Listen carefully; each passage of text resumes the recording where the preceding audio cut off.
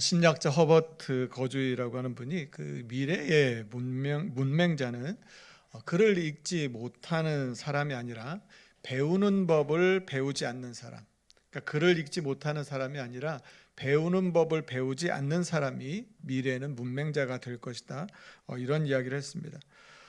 트렌드 분석가인 이 김용석 씨가 이제 자신의 글에서 우리는 앞으로 과거의 지식이 아니라 살아있는 새로운 지식을 가지기 위해서 우리는 계속해서 배워가야 한다. 그래서 이제는 교사가 아니라 우리 학생의 자세로 계속해서 배움을 이어가야 한다고 이런 이야기를 했습니다. 그러니까 우리가 이전에 갖고 있고 알고 있었던 그 지식에 갇혀 있는 것이 아니라 계속해서 시대가 변하고 새로운 환경이 되면 그 새로운 것들을 계속해서 배워가야 한다는 말입니다.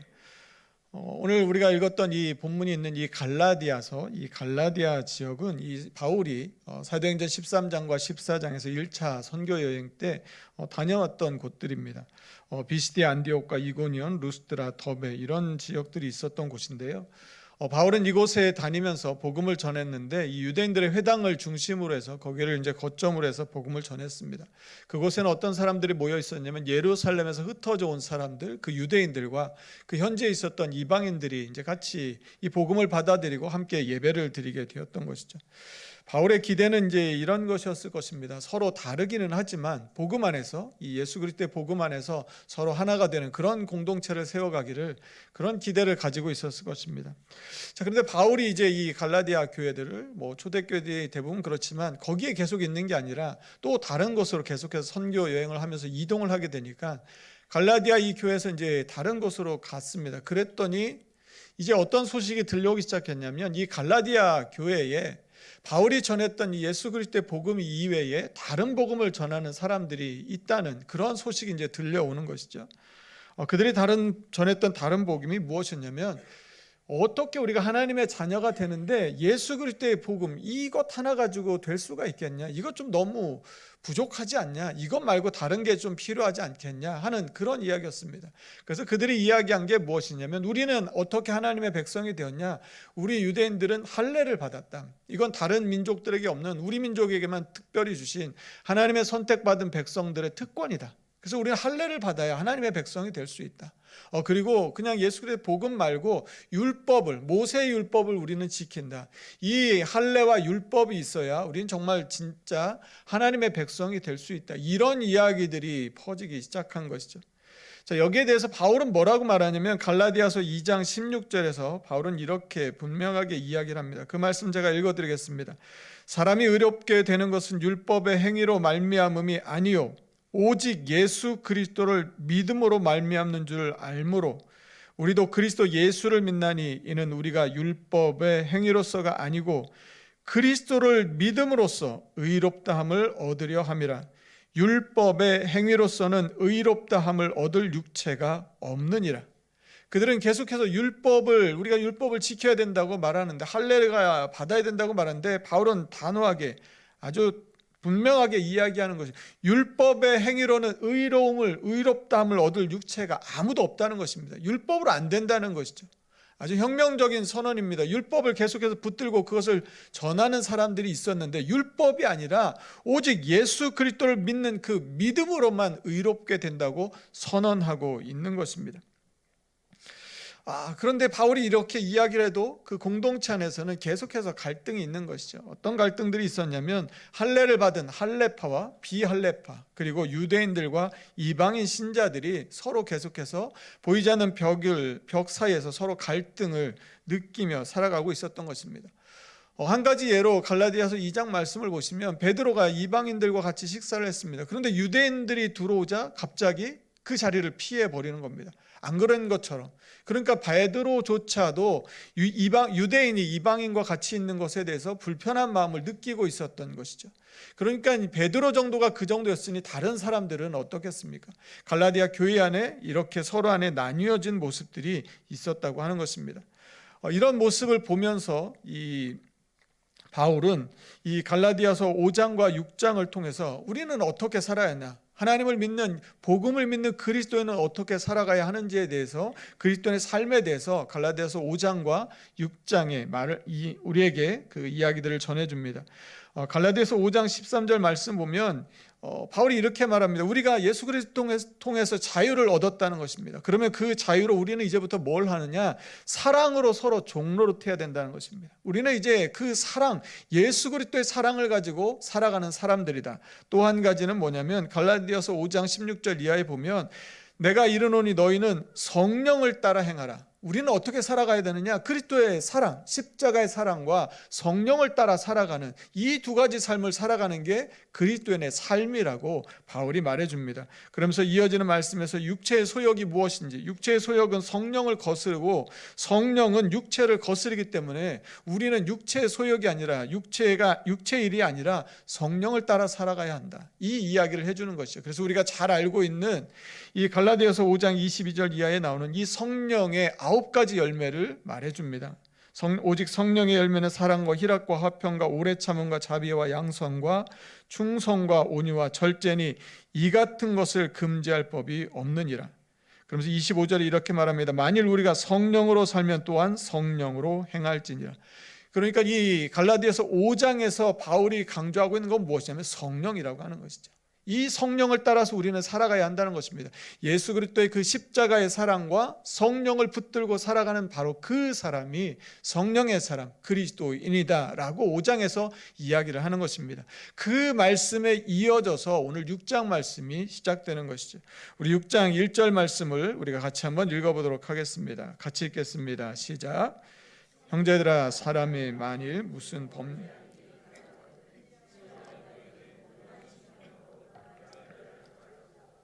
너 자신을 살펴보아 너도 시험을 받을까 두려워하라. 그래서 그 5장에 이어서 오늘 이 말씀을 살펴볼 때 중요한 단어가 무엇이냐면 신령한입니다. 신령한. 이 신령한으로 번역되어 있지만 그 원어는 성령입니다. 성령으로 어떤 영적인 성령의 사람인 너희들에게 지금 말하고 있는 것입니다. 자, 그런데 말하는 내용이 무엇이냐면 만일 무슨 범죄한 일이 드러나거든요. 이 범죄했다고 하는 것은 어떤 의미냐면 넘어지다, 떨어지다, 엎드러지다 이런 의미입니다. 여러분, 우리가 신앙생활을 하다 보면 넘어질 때 있지 않습니까? 우리가 실수로 넘어지고 주저앉아 있을 때가 있습니다. 누구에게나 그런 일이 있을 수 있다는 것이죠. 그러면 교회 공동체는 무엇을 해야 되느냐? 넘어져 있는 사람, 쓰러져 있는 사람, 지쳐 있는 사람들, 그들을 위해서 무엇을 해야 한다고 말하냐면 바울은 그러한 자를 바로잡으라고 말합니다. 바로잡으라. 이 바로잡다고 하는 것은 이 마가복음 1장 19절 말씀을 보면 이 단어가 같은 단어가 거기 쓰이게 되는데요. 어떻게 쓰였냐면 이 세베대 아들 야고보와 요한이 그물을 깁습니다. 그런데 그물을 깁다, 바로 그 깁다가 바로 오늘 본문에 나온 바로잡다와 같은 헬라어입니다. 그러니까 바로잡는 건 뭐냐면 그물을 사용하다 보면 물고기를 잡다가 그물이 찢어지기도 하고 상하기도 하지 않습니까? 그거를 꼬매서 그걸 수선해서 다시 물고기를 잡는데 어려움이 없도록 잘 쓸 수 있도록 다시 회복시켜 주는 것, 바로 이것이 바로 잡는다는 것입니다. 자, 그런데 이 바로 잡는데 어떻게 바로 잡으라고 말하냐면 온유한 심령으로 하라는 것입니다. 온유한 심령으로. 이 온유한 심령을 우리가 이 단어로, 이 말로 한번 생각해 보면 좋을 것 같습니다. 상처 입은 치유자. 우리는 상처를 입었습니다. 그런데 그 상처와 그 아픔이 또 다른 상처를 받은 사람들한테는 그들을 위한 치유의 도구가 될 수 있다는 것이죠. 내가 경험했던 힘들었던 아팠던 실패의 경험, 실수의 경험들이 똑같은 경험을 하는 다른 사람들을 위해서 그들을 회복시키고 그들을 세워주는 그런 도구로 쓰임받을 수 있다고 하는 것입니다. 그런 마음으로, 그의 아픔을 공감하는 마음으로 그 심령으로 다른 사람을 일으켜 세워주고 회복시켜 주라고 하는 것이죠. 어떤 사람에게 이 말을 하고 있는 것입니까? 신령한 사람들, 성령의 사람들. 그냥 우리가 인간적으로 다른 사람이 아프니까 일으켜주는 게 아니라 성령 충만해서 성령의 열매를 맺고 성령 안에 있어서 그 성령 안에서 다른 사람들을 돌보고 세워주고 일으켜주고 회복시켜 주라고 말씀하고 있는 것이죠.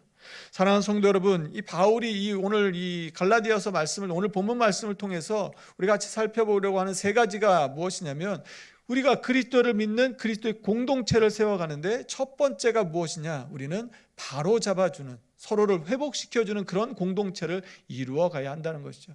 여러분, 우리가 그런 공동체를 세워가는 저와 여러분의 삶이 되기를 간절히 소망합니다. 서로 아프고 힘들 때, 낙심되어 있을 때 그들의 삶을 일으켜주는 것이요, 넘어져 있을 때, 쓰러져 있을 때 그를 다시 회복시켜서 믿음의 길을 끝까지 갈 수 있도록 도와주는 것, 그런 공동체가 되라고 말하는 것입니다.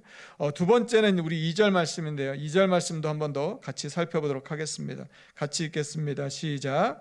너희가 짐을 서로 지라, 그리하여 그리스도의 법을 성취하라. 오늘 본문에는 짐이라고 하는 단어가 2절과 5절에 2번 나옵니다. 그런데 짐이라고 번역된 단어는 같은데 헬라 원어는 다른 단어를 씁니다. 2절에 나온 짐은 우리가 혼자서 감당할 수 없을 만큼 아주 무거운 짐을 말합니다. 아주 그 무게가 너무 커서 그 중압감에 스스로 혼자서는 이 무게를 감당할 수 없는 그 짐을 말합니다. 그래서 서로 지라고 말하는 것이죠. 서로 지라고 이야기를 합니다.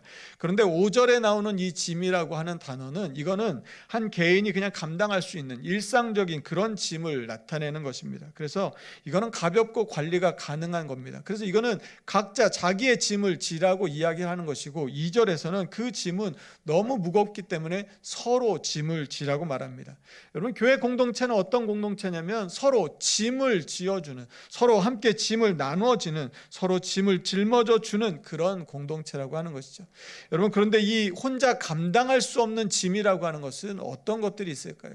조금 더 들어가서 생각해 보면, 나 혼자서 감당할 수 없는 짐, 여러분, 질병이 있습니다. 감기 같은 거 걸리면 이거 그냥 우리가 약 먹고 나 혼자 어떻게든지 이겨나갈 수 있습니다. 그런데 어느 날 갑자기 건강검진을 받았는데 암이든지 너무나 큰 질병으로, 너무나 어쩌면 고치기 힘든 이런 질병을 만나게 되면 마음이 무너지고 삶이 힘들어진다는 것입니다. 이게 감당이 안 된다는 것이죠. 그냥 약 먹고 며칠 있다가 일어난 이런 거면 괜찮은데 그게 아닌 것들을 만나게 되면 마음이 무너지게 된다고 하는 것이죠. 그런 일들을 당하게 되면, 우리 주변에 그런 사람들이 있다면 그들의 그 힘겨운 짐을 나누어서 함께 지고 가라는 것입니다. 여러분, 경제적으로도 어려운 일들을 만날 때가 있습니다. 그냥 뭐 돈이 조금 모자라 이런 게 아니라 갑자기 직장에서 일자리를 잃어버리게 되거나 사업이 큰 어려움을 겪게 되면 이거는 내 힘으로 해결할 수 없는 너무나 힘겨운 고통을 느끼게 된다는 것이죠. 그런 힘겨운 고통을 느끼고 있는 사람들이 있다면, 혼자 이겨내기 어려운 사람이 있다면 그 짐을 함께 지고 가는 것이 교회 공동체라고 이야기를 하는 것입니다. 또 가족 가운데 그런 일들이 있을 수가 있습니다. 가족들 중에 큰 어려움을 겪는 일들이 있으면, 그런 사람들이 있으면 교회는 어떻게 함께 짐을 지고 가야 한다고 하는 것이죠.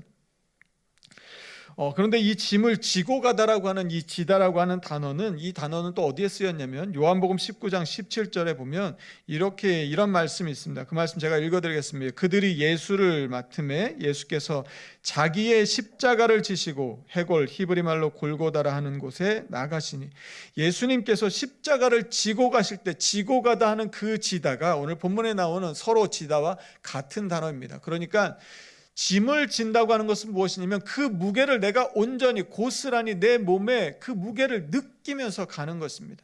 그러니까 내가 그것을, 다른 사람의 짐을 그냥 말로만 위로하는 정도가 아니라 함께 그 아픔을 짊어지고 그 무게를 내가 느끼면서 가는 것이죠. 그리고 어느 날 한 번이 아니라 지속해서 계속해서 그 일들을 감당해 가는 것입니다. 그리고 그냥 억지로 하는 게 아니라 내가 자발적으로 기쁨으로 그 일들을 감당하는 것이죠. 이 지다라고 하는 단어가 누가복음 14장 27절에도 한 번 더 사용되었는데요, 이 말씀은 우리가 같이 한번 읽어보겠습니다. 누가복음 14장 27절입니다. 같이 읽겠습니다. 시작. 누구든지 자기 십자가를 지고,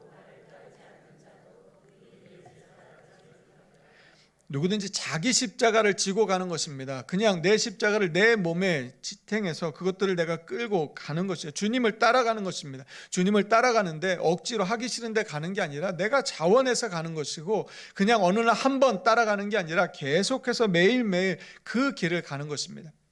서로 짐을 지고 서로 짐을 진다는 것은 바로 이런 의미가 있는 것입니다. 여러분, 그래서 오늘 우리가 함께 나눌 때 정말로 마음 깊은 그 위로의 말 한마디가, 어쩌면 지난 한 주간에 우리의 삶을 서로 잘 모르지 않습니까? 그냥 누군가 굉장히 힘든 삶을 살다가 왔는데 오늘 여기서 나눠진 그 따뜻한 말 한마디가 어쩌면 엄청난 위로가 될 수가 있고 엄청난 힘이 될 수 있다고 하는 것이죠.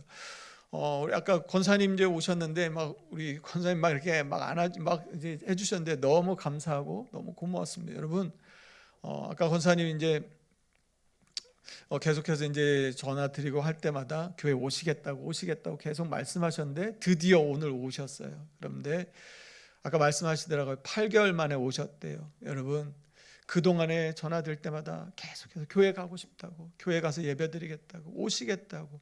여러분, 그 마음이 헤아려지십니까? 그런데 드디어 오늘 이 예배에 오셨습니다. 여러분, 권사님의 그 마음, 예배당에서 예배 드릴 수 있는 그 감격, 우리는 무엇입니까? 우리는 왜 같이 있습니까? 그 마음을 함께 나누는 것입니다. 권사님이 교회를 오고 싶어 했던 그 마음을 함께 헤아려 가는 것이고, 오고 싶으셨을 때 오실 수 없으셨던 그 마음을 함께 나누는 것이죠.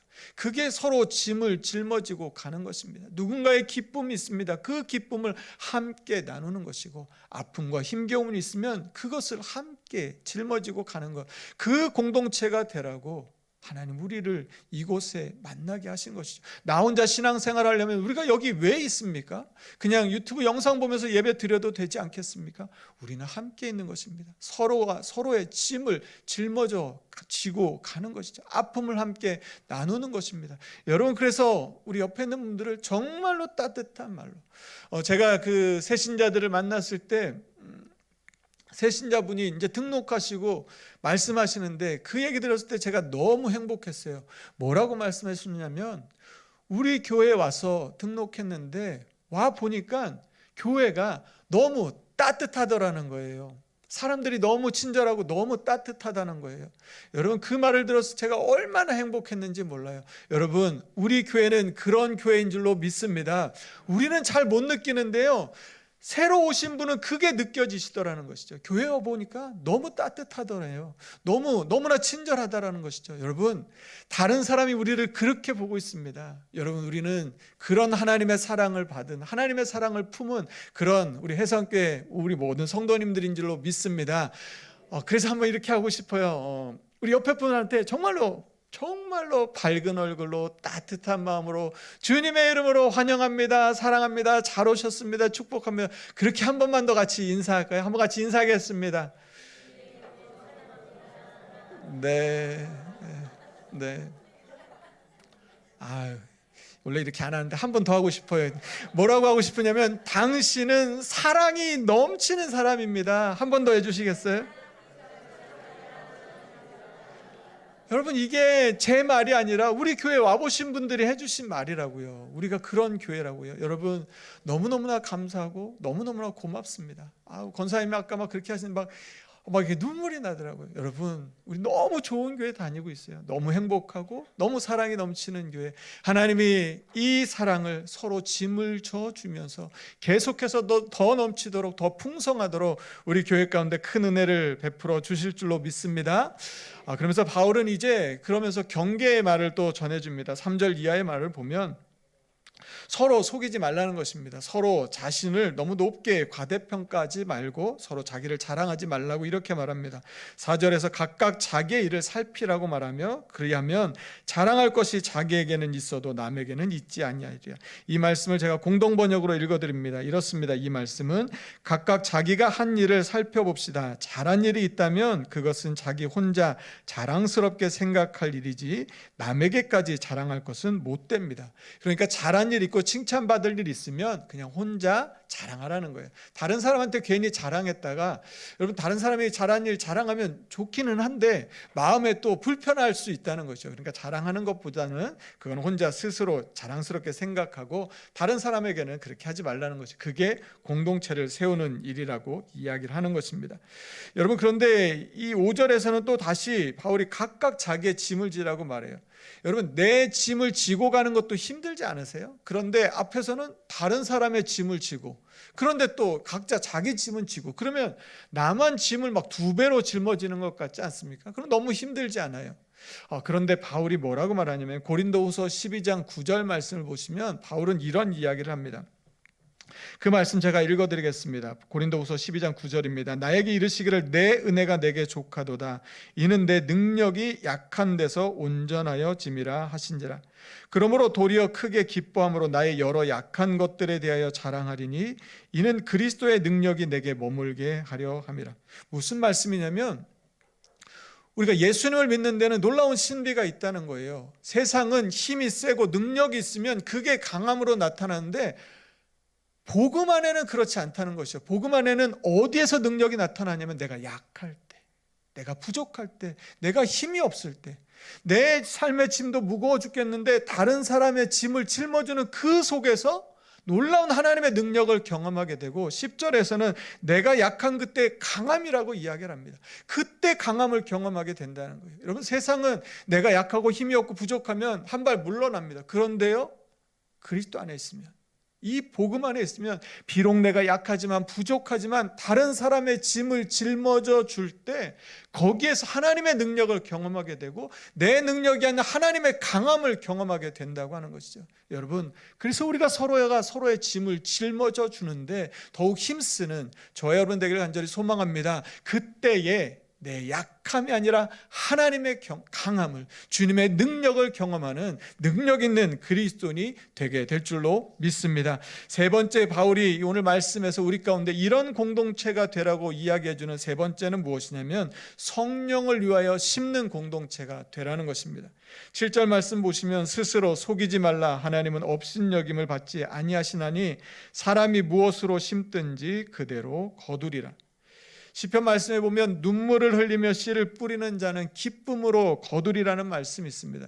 여러분, 이 카페 앞에 가면 이 꽃이 피어 있고, 여러분 벚꽃이 활짝 피어 있지 않았습니까? 지난 주간에. 그런데 주간에 어떤 일이 있었냐면 여기 유치원이 있는데 거기 아이들이 와서 여기서 막 사진 찍고 막 뛰어다니며 막 놀더라고요.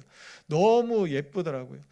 누군가 이곳에 나무를 심어 주었기에, 언제였는지는 알 수 없지만 그 나무가 심겨져 있었기에 봄이 되니까 꽃이 피더라는 것이죠. 또 라일락도 지금 피고요. 또 이제 계속해서 예쁜 꽃들이 피어날 것입니다. 누군가 내가 알지 못하는 그때 심어둔 누군가가 있었기 때문에 오늘 우리는 그 꽃을 보게 되는 것이고, 누군가 심어두었기 때문에 열매를 얻게 되는 것이죠. 교회는 어떤 공동체냐면 성령을 위하여 심는 사람들이라는 것입니다. 사랑을 심는 것이죠. 성령을 위하여 심는 것입니다. 지금 내가 그 열매를 얻을지 못 얻을지 알 수 없습니다. 그런데 지금 우리가 믿음 안에서 심어두면 이 열매가, 이 나무가 자라나서 우리의 다음 세대들이 그 꽃을 보고 그 열매를 맺게 될 줄로 믿습니다. 우리는 그 일들을 하는 사람들이라고 하는 것이죠. 여러분, 그런데 우리가 이 일들을 하다가 바울이 권면하는 것이 무엇이냐면 9절 말씀에 보면 선을 행하되 낙심하지 말지니 포기하지 아니하면 때가 이르매 거두리라.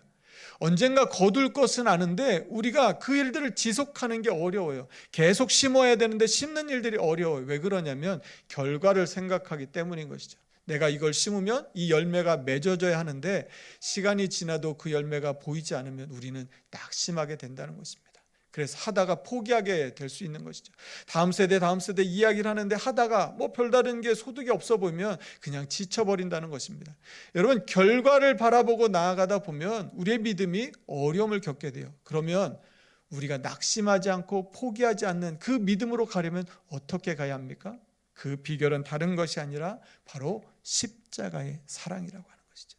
나를 구원해 주신 그 예수님의 사랑, 그 십자가의 사랑, 그 은혜의 감격으로 나아가게 되면 결과가 보이지 않아도 우리는 포기하지 않고 낙심하지 않고 계속해서 심으며 나아갈 수 있다는 것입니다. 그런데 그리스도의 사랑이 아닌 다른 것들을 우리가 생각하면 낙심하게 되고 포기하게 되고 원망하게 되고 불평하게 되는 것이죠. 여러분, 오늘 우리가 여기 이렇게 있을 수 있는 것, 여러분 매일매일 우리가 매 주마다 예배할 수 있는 것, 여러분 이게 너무나 당연하고 별것 아닌 것처럼 생각이 드십니까? 우리 권사님 8개월 만에 오셨대요. 여러분, 이것이 얼마나 놀라운 은혜인데, 하나님의 그 크신 은혜를 우리가 기억하고 고백한다면, 나 같은 죄인을 사랑해 주신 그 십자가의 사랑을 생각한다면 오늘 우리는 성령을 위해서, 다른 사람들을 위해서 심는 일들을 멈출 수 없다고 하는 것이죠. 바울이 오늘 본문 말씀을 통해서 이야기하는 것은 이 세 가지입니다. 그리스도의 공동체는 어떤 공동체가 되어야 하는가? 그것은 바로 서로를 바로잡아주는, 회복시켜주는 공동체. 그런데 그냥 다른 것이 아니라 성령을 위해서, 성령 안에서 회복시켜가는 그런 공동체. 그리고 서로의 무거운 짐을 짊어져주고 함께 나아가는 공동체. 그리고 결과가 보이지 않아도 믿음의 열매들, 성령의 열매들, 성령의 씨앗을 심는 공동체. 그런 공동체가 될 때 갈라디아 교회의 그 분열과 갈등이 다시 치유되고 회복되고 하나님의 나라를 세울 수 있다고 바울이 이야기하는 것이죠. 사랑하는 성도 여러분, 오늘 우리 교회가 그런 교회 될 줄로 믿습니다. 이미 우리 교회가 그런 교회인 줄로 믿습니다. 그 일들을 더욱더 힘써 나가는 것이죠. 오늘 바울이 10절에서는 이렇게 말합니다. 그러므로 우리는 기회 있는 대로 모든 이에게 착한 일을 하되 더욱 믿음의 가정들에게, 여러분, 우리는 혈육이나 어떤 지연이나 이렇게 만나지 않았습니다. 우리가 지금 함께 있는 이유는 무엇입니까? 다른 것 아닌 예수 그리스도의 그 복음이라고 하는 것이죠. 여러분, 다른 어떤 것보다 이 예수 그리스도의 십자가의 이 복음이 우리를 더 단단하게 묶어주고 강하게 하나 되게 하여 주는 줄로 믿습니다. 복음 안에 하나인 것이죠. 그래서 서로 친한 사람이 아니라 예수 그리스도의 그 십자가의 복음 안에 하나 된, 그래서 어떤 것으로도 끊을 수 없는 우리가 하나가 되어서 서로의 짐을 짊어져주고 서로를 회복시켜주고 서로를 세워나가서 하나님이 기뻐하시는 멋진 교회. 서로 오기만 하면 그냥 너무나 이 환대가 있고 사랑이 있고 기쁨이 있고 반가움이 있고 즐거움이 있고 위로가 있는 우리 교회 되어서 하나님의 사랑을 널리 전하는, 하나님이 주목하시고 하나님이 사용하시는 그런 교회 되기를, 그런 교회로 함께 섬겨나가는 우리 모두가 다 되시기를 주님의 이름으로 축복합니다. 지금 우리 같이 함께 찬양하겠습니다. 진정한 예배가 숨쉬는 교회, 주님이 주인 되시는 교회, 믿음의 기도가 쌓이는 교회, 최고의 찬양을 드리는 교회, 말씀이 살아 움직이는 교회, 성도의 사랑이 넘치는 교회, 섬김과 헌신이 기쁨이 되어 열매 맺는 아름다운 교회, 주님의 마음 닮아서 이웃을 사랑하는 교회, 주님의 영광을 위해서 빛 되신 주님 전하는 교회, 사랑의 불꽃이 활짝 피어나 날마다 사랑에 빠지는 교회, 주께서 사랑하는 우리 교회가 이런 교회 되게 하소서. 우리 찬양 우리 같이 함께 찬양할 텐데요. 여러분 혹시 우리 동성이나 가까운 신부냐 되시면 옆에 분들 찬양할 때 손잡고 찬양하면 또 어떨까 싶어요. 서로를 막 축복하며 서로를 바라보면서 그렇게 찬양하면 어떨까 싶습니다. 우리 다 함께 자리에서 일어나셔서 우리 결단의 찬양으로 서로를 축복하고, 우리 이런 교회입니다, 서로를 그렇게 위해 기도하는 마음을 같이 함께 찬양하며 나아가겠습니다. 우리 옆에 분 손 잡아주셔도 되고요, 서로를 바라보셔도 되고요. 진정한 예배가 숨쉬는 교회, 주님이 주인 되시는 교회, 믿음의 기도가 쌓이는 최고의 찬양을 드리는 교회, 우리의 찬양을 드리, 말씀이 살아 움직이는 교회, 말씀이 살아 움직이는 교회, 성도의 사랑이 넘치는 교회, 사랑이 넘치는 아멘. 섬김과 헌신이 기쁨이 되어 기쁨이 열매 맺는 아름다운 교회는 아름다운 교회, 주님의 마음 닮아서, 주님의 마음 닮아서 이웃을 사랑하는 교회, 사랑하는 교회, 주님의 영광을 위해서 빛 대신 주님 전하는 교회, 대신 주님 전하는 교회, 사랑의 불꽃이 활짝 피어나 사랑의 불꽃이 활짝 피어나 사랑에 빠지는 교회, 사랑에 빠지는 주께서 사랑하시는 바로 우리 교회가 이런 교회 되게 하소서.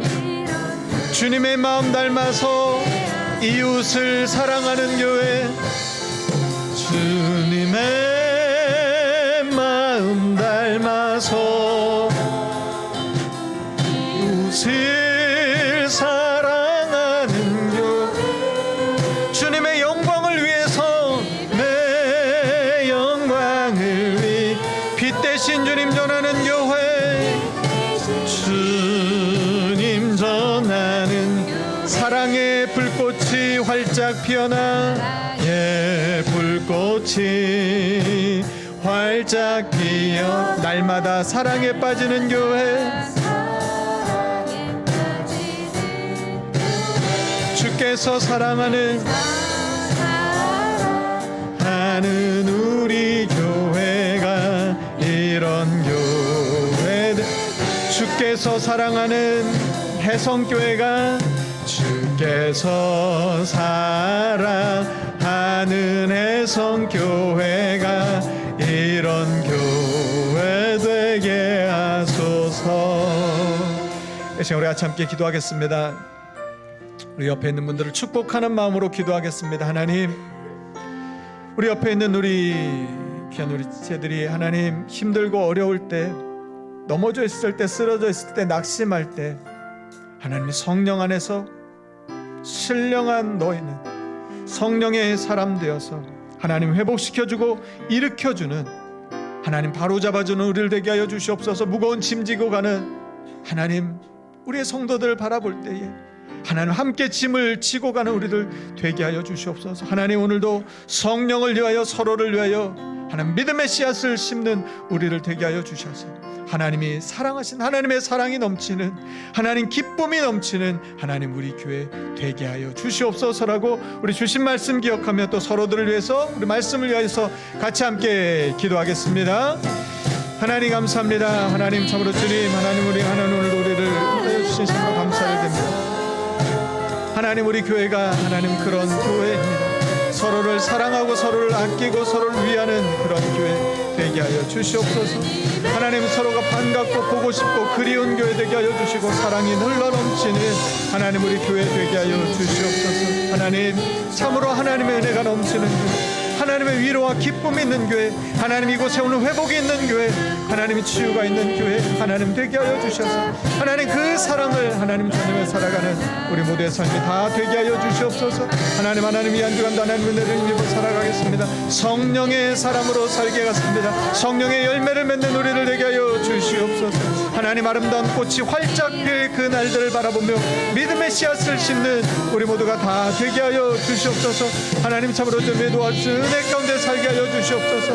하나님 서로의 이름을 불러주고 서로 가까이 있고 서로 친근하며 하나님 서로가 모두가 주님의 복음 안에 사나가 되는 하나님 그 어떤 것으로도 끊을 수 없는 그리스도의 사랑 안에 사나 된 우리를 되게 하여 주셔서 하나님 은혜와 기쁨이 넘쳐나는 우리 모두의 삶이 다 되게 하여 주시옵소서. 하나님 은혜를 함께 하여 주시옵소서. 하나님 참으로 좀 붙들어 주시옵소서. 주님의 은혜가 흘러 넘치는 교회 되게 하여 주시고 하나님 정말로 하나님의 사랑, 하나님 그런 우리를 다 되게 하여 주셔서 참으로 하나님 이곳에 오는 것만으로도 기쁨이 되는, 은혜가 되는, 함께 있는 것만으로도 힘이 되는 우리를 다 되게 하여 주시옵소서.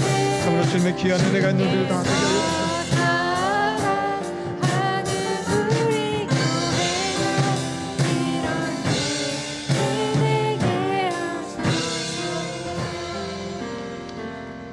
형제들아, 사람이 만일 무슨 범죄한 일이 드러나거든 신령한 너희는 온유한 심령으로 그러한 자를 바로잡고 너 자신을 살펴보아 너도 시험을 받을까 두려워하라. 너희가 짐을 서로 지라. 그리하여 그리스도의 법을 성취하라. 사랑이 많으신 하나님 아버지, 하나님 사랑이 넘치고 따뜻하고 위로와 기쁨이 있고 웃음이 있고 반가움이 있는 하나님, 우리 교회에서 함께 신앙생활을 할 수 있도록 은혜를 내려주시니 하나님 참으로 감사를 드립니다. 하나님 그 은혜가 우리 안에 있음을 기억하며 하나님 힘들고 어려운 우리 지체들을 하나님 함께 짐을 지고 가는 믿음의 공동체 되게 하여 주시고, 하나님 넘어져 있고 쓰러져 있고 낙심하고 울고 있는 지체들이 있다면 그들 곁에 가 회복시켜주고 바로잡아주고 일으켜 세워주는 하나님 든든한 우리 서로가 다 되게 하여 주시옵소서. 보이지 않아도 믿음의 씨앗을 심게 하여 주시고 성령의 열매를 거두는 우리들 되게 하여 주셔서 정말로 하나님의 사랑이 강같이 흐르는 우리 모두 다 되게 하여 주시고 하나님의 기쁨과 사랑을 함께 누리고 함께 느끼는 우리 모두 다 되게 하여 주셔서 하나님 예배하는 것이 기쁨 되게 하시고 교회에 오는 것이 행복 되게 하여 주셔서 그런 교회 이루어가고 세워가는 우리 모두의 삶이 다 되게 하여 주시옵소서. 오늘 이 예배 가운데 온 우리 모든 성도 한 분 한 분을 축복하여 주시고 이 한 주간도 주님의 은혜 가운데 승리하는 기쁨과 감사가 넘치는 복된 삶이 되게 하여 주시옵소서. 감사드리며 예수님의 이름으로 기도드립니다. 아멘. 이제는 우리 주 예수 그리스도의 은혜와 하나님의 사랑과 성령의 교통하심이 서로의 짐을 지고 서로 하나가 되어 하나님의 기뻐하시는 사랑이 흘러넘치는 아름다운 공동체를 세워가는 삶을 살기를 소망하고 다짐하는 오늘 예배한 우리 모든 성도들 위해 그들의 가정과 일터 위에 특별히 오늘 주예전에 처음 나와 예배하는 사랑하는 딸 우리 박하윤 위에 이제로부터 영원까지 함께 하시기를 간절히 축원하옵나이다. 아멘.